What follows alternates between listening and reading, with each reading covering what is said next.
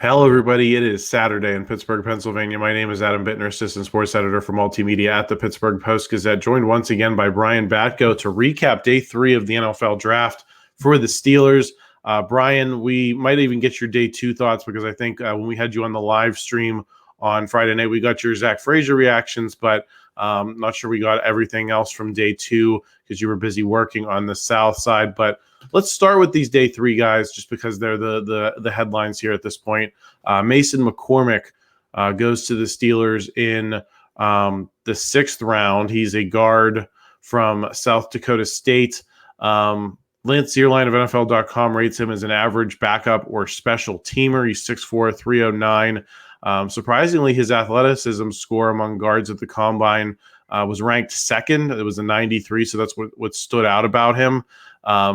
Zierlein says he's a 3-year team captain who brings an incredible amount of starting experience and toughness to the table. McCormick plays with tightness in both his upper and lower half that shows itself when he's forced to make athletic plays. He can be forceful into first contact, but doesn't display the flexation. I don't know. Is that a word, Brian? Flexation needed to redirect his weight quickly or play with leverage at the point of attack. His clear-eyed pass protection will attract offensive line coaches, and his NFL scout and combine testing should have coaches believing that there is much more to bring out of him as a player. So let's react to him first. We talked at different points, Brian, about guard. Would the Steelers address it, given that Isaac Seumalo, James Daniels are on expiring deals? That position's kind of been addressed in the short term, but in the long term, they could look for some guys. Do you look at Mason McCormick as a guy who can, maybe fill that void if and when James Daniels and Isaac Seumalo move on? Yeah, I mean, I guess that's probably the logic to the pick, but Daniels is in the last year of his deal. Seumalo still has 2 more years, so they're both getting up there in age, more so experience for Daniels because he was such a young player when he came into the league out of Iowa. But yeah, I feel like they figure it doesn't hurt to get some more depth on the interior and position flexibility maybe for McCormick. A lot of teams were looking at him as a center in this pre-draft process, and I guess the book on him at South Dakota State was even that, typically your center is the one calling out protections and, identifying fronts and stuff like that. But McCormick was actually doing a lot of that from the left guard spot, probably because he has been playing there since 1973. So, yeah, I mean, that's I think that's part of it. But I just think the most likely, explanation for that pick there in the 4th round was he's probably just the highest graded guy on their board when they came up. And even if those of us on the outside don't really see it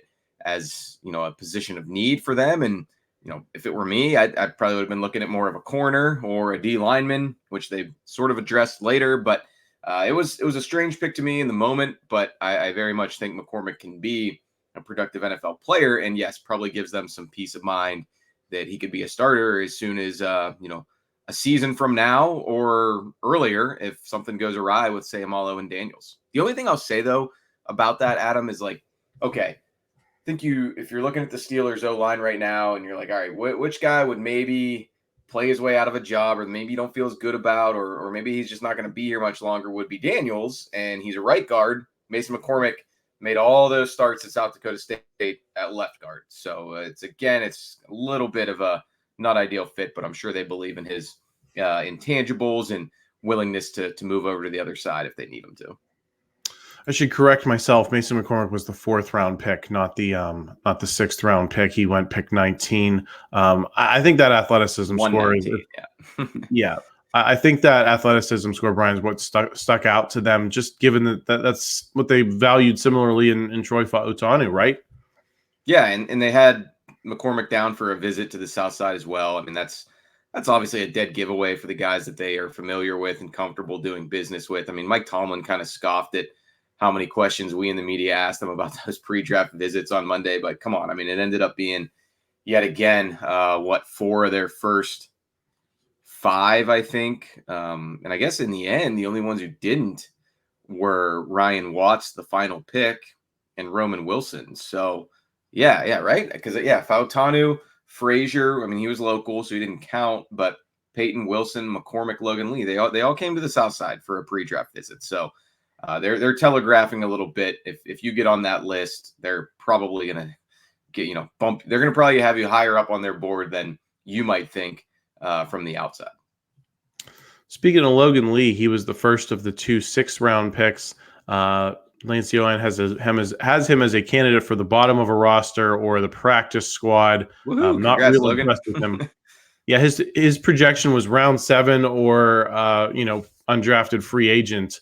And Hopefully says he doesn't have that tightness that Mason McCormick. You never want to play with that tightness in your upper half. But let's no, hear what never want to McCormick be has to say. never want to be too tight. But he says he has good strength, but needs time to ramp it up, and doesn't have as many quick wins as teams will want. Lee's pass rush is very pedestrian, but could improve with better handwork and training. He's a hard worker, but fails to stand out with power, quickness, or pass rush talent, which puts a firm cap on his upside. Other than that, Right. Lance Zierlein loves him. Yeah. No, I mean, I think I like this pick. I mean, it makes sense to me. I tweeted this, like, you're talking about the criteria of a 6th-round pick at this point after the, in my opinion, basically home run draft that the Steelers had to that point, other than maybe McCormick. It's just like, hey, he plays D-line. You need to try to throw bodies at that and see if one hits. He played defense at Iowa. I mean, that's almost like a Georgia O lineman, right? That's almost like sight unseen. Hey, you could get on the field for that defense. We'll take you. You probably do something at a decently high level, or at least you can fit in and be a cog in a pretty good machine. And yeah, Lee specifically, I mean, another guy, pretty good relative athletic score, I believe. He's got the kind of size the Steelers like in that 5 technique, DN, 6'5", 290.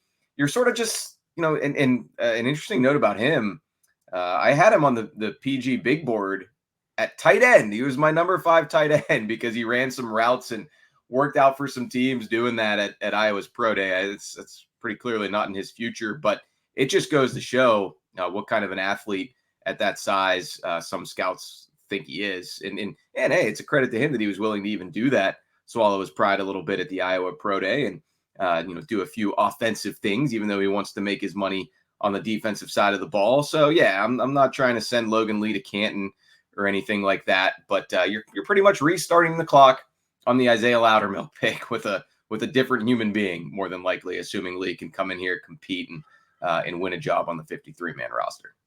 Yeah, if you can get a rotation piece, I think that's always something that's useful. If for no other reason, it gives you a chance to keep some of your other guys a little more fresh. If you have someone who can take some snaps in a reliable way. To your point, Brian, his athleticism score ranked 5th at the combine among defensive tackles. That's pretty solid. It's especially for a 6th-round pick. So he's got some tools to work with. It'll be interesting to see how he kind of is able to put it together in Pittsburgh. He was recruited actually as a tight end, Adam, and they obviously once, I think even before he got to campus, they said, "Nah, we're going to make you a D lineman, so start bulking up, and maybe you can even put some more weight on that frame and play him as a traditional inside D lineman, whether 3 technique or even more condensed than that. We'll see. It's just bottom line. I think he's got some versatility, and there's some stuff to work with there with Logan Lee. Then we wrap things up with Ryan Watts, the last of the 2 6th-round picks. Zierlein is not a huge fan of him as a man coverage type of corner. He's kind of suggesting a move to safety could be, where his value is, a backup safety or core special teams guy.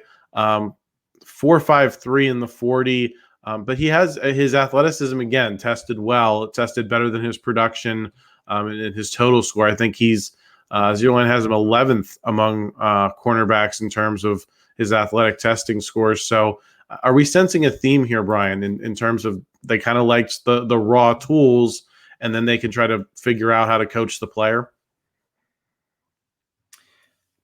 Yes and no. I think they've also prioritized a lot of experience and production in these picks this year, really from top to bottom. Not a whole lot of one-year wonders or 21-year-olds who played 3 years in school. I think they are valuing the size to some degree, although Fautanu and Frazier maybe slightly undersized for their position, and Roman Wilson. But in these late round picks, I think maybe want to get some guys with more of the physical traits. And Ryan Watts, I mean, he started his career at Ohio State. They only recruit and offer scholarships to a certain level of physical specimen. He was a 4-star recruit coming out of high school in Texas. So he's no slouch as far as that goes. Probably my least favorite pick by the Steelers. That tends to be the case with these late rounders because you have no idea where they're looking. Us outside in the media are looking at the consensus rankings and and all that. But I don't really.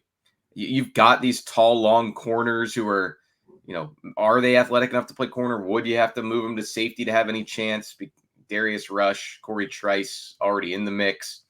I would have gone for more of a agile potential inside corner, somebody who can at least compete to be in the slot, because you've really got nobody there at this point. But hey, they like Watts to some degree. I'm not going to nitpick too much, but still want to evaluate every pick. And it is a 6th rounder. It's not like you're just throwing away a 7th. And I'm usually on these post-draft podcasts for the PG saying, don't throw away any pick. You can always hit on any pick, even if it's the last pick. Brock Purdy, proof positive of that. Don't just mail it in when you get to those numbers that start with a 2 and a 4 at the end of the draft. So yeah, don't love Ryan Watts. Don't really love and then it's not like I'm studying his film or anything. I'll just be honest, he wasn't really on my radar, but that's sort of baked into me thinking it's not the most sensible pick. I believe Pitt, cornerback MJ Devonshire, even the corners from Penn State, all still available at that point in the draft, right? Adam, Johnny Dixon, Kalen King, Daquan Hardy. So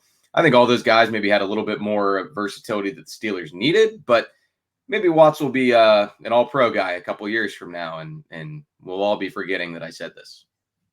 Maybe, or maybe he'll be Trey Norwood. Yeah, maybe he'll be, or maybe he'll just work his way into kind of little limited contributions, which sometimes that's all you these teams want from these draft weeks, even though fans, media all want them to hit and all become stars. They're not going to be it. Sometimes it's just a matter of, can you get a decent player out of it? And I think that's, just to clarify the point I was making, is definitely on day 3. It seems like the athleticism is the thing that's standing out more so than some of the other stuff.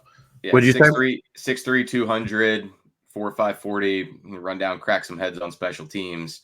Ryan Watts might justify his pick that way before we know it.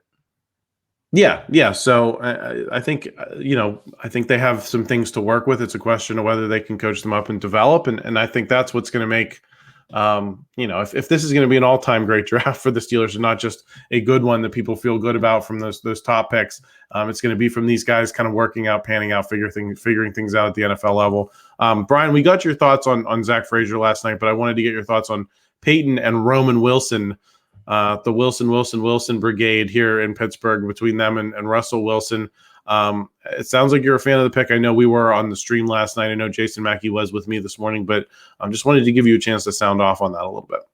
Yeah, I mean, they should have traded for Zach Wilson when they had the chance, flesh out that quarterback room. But yeah, I think Roman Wilson and Peyton Wilson, 2 more really good picks, and especially because they didn't have to trade up. They didn't have to reach for either one. I mean, they just fell right to them, and it seems like that's been happening a lot the last couple of years. And I've been telling people, look, maybe the Steelers are getting lucky. Maybe they're just really good at kind of having a feel for the value of these guys and who's going to be around when they're on the clock. So, you give them credit for that.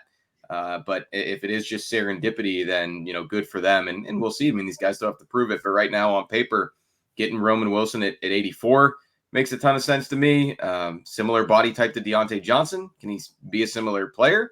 We'll see. But I like a lot of the signs, being that productive at a run-first offense like Michigan. It seemed like every time they threw him the ball, big things happen. He told us, at least last night, that he's willing to block his butt off if it means winning a game. That always sounds good. Can he do it at his size in the NFL? It'll be a little tougher, but we'll see. At least he's got the desire. And then I think Peyton Wilson might be the pick of the draft, falling all the way to 98. And obviously part of that was, the medical concerns from other teams, I'm sure.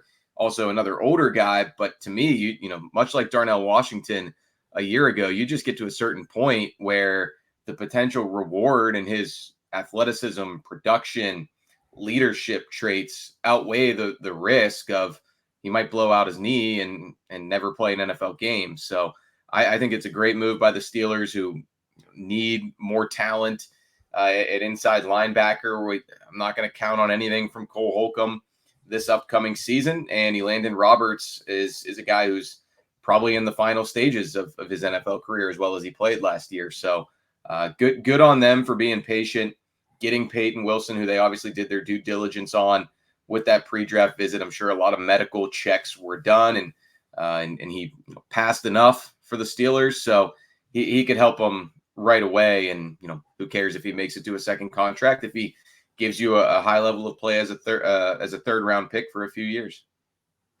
Brian, get you out of here on this. I think the one position that we talked so much about that they didn't address until their last pick, really, and certainly not in a obvious impact way, is cornerback.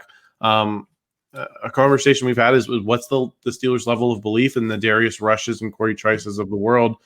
Do you look at this draft and say that there's got to be some level of belief that those guys can fill roles that we've been talking about and maybe play bigger roles than Darius Rush was brought in as a free round pick?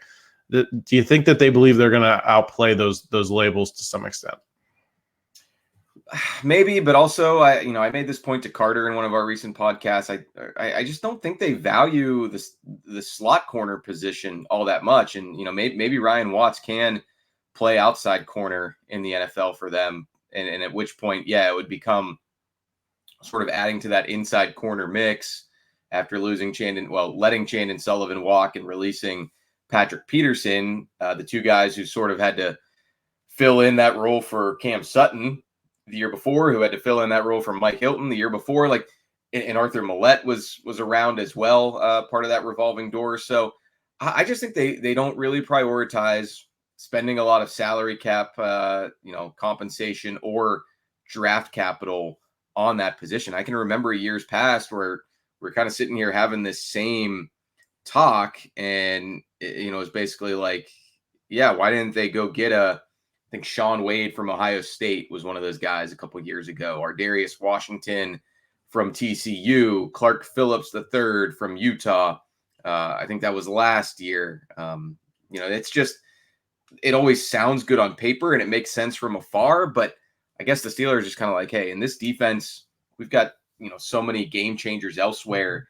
If you're an undersized slot corner guy that we're not going to trust to cover a ton, you just need to make plays when they come to you via the scheme. And, we're not going to overinvest in who we have doing that. If we find a Mike Hilton as an undrafted free agent, awesome. He's going to elevate, but we're not going to really go out of our way to try to corner that market. No pun intended. So, hey, we talk about sometimes the late round picks can make a draft class. Sometimes the undrafted guys can make a draft class. So we'll see what names trickle in. That usually happens late tonight once the sun goes down and we get into the twilight of random dudes tweeting that they've been invited to Steelers rookie minicamp or they're going to sign an undrafted free agent contract here. And it's been a bit since the Steelers really hit up. Well, I guess I shouldn't say that. Jaylen Warren was one of those guys after the 2022 draft a couple years ago. Maybe they'll still yet get one of those slot corners who piqued our interest in the pre-draft process to some degree. 50 years after the 1974 draft produced Donnie Shell in that vein, maybe it's instructive to wait and withhold judgment a little bit until we see how many first-year guys they can onboard here via various ways, now that I think they're pretty much done in the draft as we record this with the 7th round still in progress. Well, and you mentioned Cam Sutton, and our Jerry Dulac was reporting he did meet with the Steelers. What's your read on that situation? Is he the possible wrinkle here that we're looking for? Could be, and I still think Patrick Peterson returning on a 1-year deal could be a wrinkle too. They've got a couple options there. I don't know where the Sutton thing's going to go. I know Mike Tomlin was asked about him when he was on the run still in Florida. Tomlin was at the owners' meetings and basically said he had spoken to him recently, but wasn't certainly going to get into what they discussed. There's things that have to take place there with the legal process as well, and I'm sure the Steelers need to make sure that everything is up to their standards in that regard. I know how highly they think of Cam Sutton and have since they drafted him in the 3rd round back in 2018. So I don't know. That would be a controversial decision, even if there are no charges that stick against him. It's still a guy who was accused of doing some pretty heinous things and was on the run for a little bit, eventually turning himself in. The Lions washed their hands of him very quickly. So I don't think I certainly would not sit here and say that is an easy call to bring back Cam Sutton if he's free and easy and in the clear and available. So Could be a wrinkle, could produce nothing, but certainly an interesting tidbit there from Jerry nonetheless. We'll keep an eye on that. We'll keep an eye on Patrick Peterson, and we'll keep an eye on those undrafted free agents. Brian, I'm not sure if you're going to be back on Monday or Wednesday, but certainly you'll be back on Tuesday on the Chip Tamman Football Podcast, breaking things down, reacting more to the draft after we've digested a little bit more. I'll be back Thursday with Paul Zeiss. And of course, Christopher Carter has the North Shore Drive Monday, Wednesday, and Friday. So make sure you're subscribed. Make sure you don't miss anything coming out of draft weekend. We'll have all kind of analysis. Please like this video if you enjoyed it. Help us out in the YouTube algorithm. At the end of a long weekend, we really appreciate that. Brian, any final thoughts before I let you go? No, I don't think so. Yeah, I mean, it was another good draft by the Steelers. I came into the weekend sort of trying to tamp down expectations a little bit of like, look, it's just simply not going to look as good at the end of the day when you don't have the first pick of the second round and you don't have another second rounder on top of that. And, you just don't have that level of capital. And yet I think this draft has people just as excited for the most part as last year's did. We'll see what happens. I really liked the haul that they walked away with in 2023. Maybe this one not quite at that level, but it's close because I simply look through at the picks and I really don't think there's anything I would have done differently if I were if anybody was dumb enough to put me in the GM chair. Yeah, I think the only question I have is how long is it going to take for these guys to really get integrated into the lineup and start making the impacts people want them to make. I think they have this. Certainly, you're going to get every opportunity, but sometimes it takes a little time. So that's the only way I'd temper expectations. Is even if you feel good about this class, you sometimes have to look at through 3, 4, 5-year lenses rather than just what are they going to do in 2024. So sure, yeah. I mean, even Troy Fautanu, like maybe I would have picked Graham Barton there in a vacuum, but then you wait another 24 hours and Zach Frazier slips to you at center. I think the Steelers probably did the right thing. I think any combination of Barton and tackle X probably would not have felt as good as far as instant impact as Fautanu combined with Frazier. There are some other things that maybe make you wonder. Some of these guys have injury concerns in their history. Roman Wilson's college coach, Jim Harbaugh, his Chargers picked a similarly sized and athletic receiver in Ladd McConkey over Roman Wilson. So there's little things you can find to maybe poke holes, but no, by and large, I think they did a really good job here at addressing. It's always interesting because we perceive their needs on the outside. There's no guarantee that they view it the same way on the inside, but for the second year in a row, it seems like that was the case. And one other interesting thing that I kind of noticed, and I don't know if you did too, Adam, was it seems like these two drafts conducted by Omar Khan and Andy Weidel match up more closely to the general media consensus on prospects. You mentioned that last night on the stream, yeah. Yeah, some of the final Kevin Colbert drafts, I mean, nothing Belichick-y, but there were or Mike Mayock Raiders-esque, but there were picks in the middle rounds that you're kind of just like, you pull up NFL.com or, you pull up this mock drafter or that mock drafter, and this guy was going off the board in the 7th. Why did they just take him in the 4th? Or this guy was projected 6th and they just took him, early 5th. The Terrell Edmonds year is a good example of, that was out of left field. That was a really strange first round pick.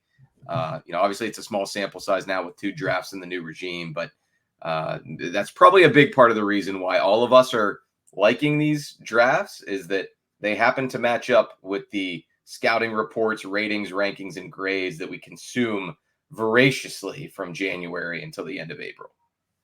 Yeah. And I wonder, is that for better or worse? That doesn't mean it's going to work. And I'm certainly not saying the Steelers are taking their draft cues from Dane Brugler or anything like that, but it just seems to be a little bit more in line and less sort of head scratching picks and me scrambling to find out where a guy went to school when the Steelers take him in the 4th round. Yeah, and I mean, if it doesn't work out, you're going to be saying, was this the tail wagging the dog type of thing? But we're probably several years from having enough data to arrive at that conclusion. But Brian, thank you for stopping by. I already did the plug, so just subscribe, and we will talk to you again soon.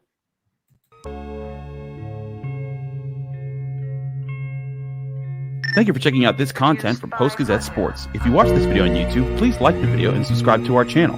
For all of the sports coverage the Post-Gazette has to offer, visit post-gazette.com.